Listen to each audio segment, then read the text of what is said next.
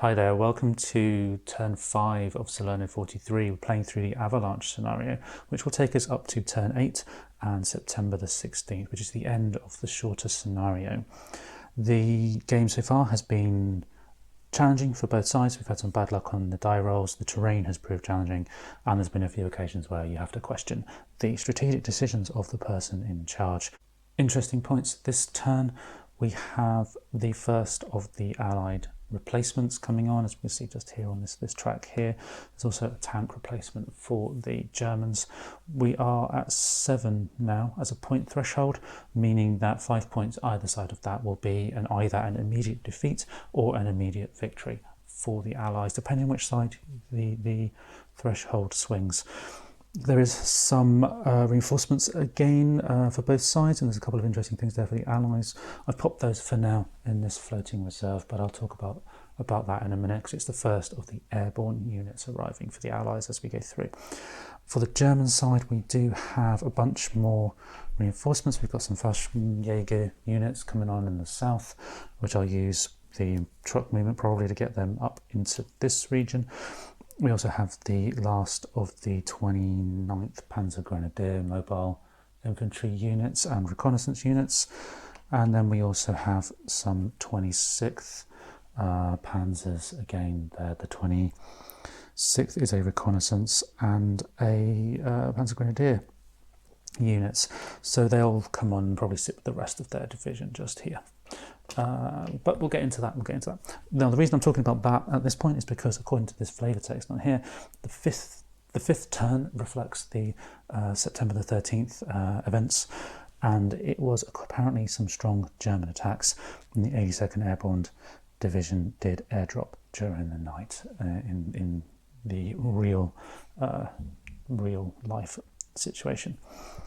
But let's jump straight into the game, and we'll do the weather phase. So we'll just roll the die. We have a 2. There is a single space shift towards the right, meaning we now into cloudy weather. No real effect on anything like airdrops, but it does mean the Brits have the air support available. The US do not, but the US and the Navy and the British both do have Navy available to them.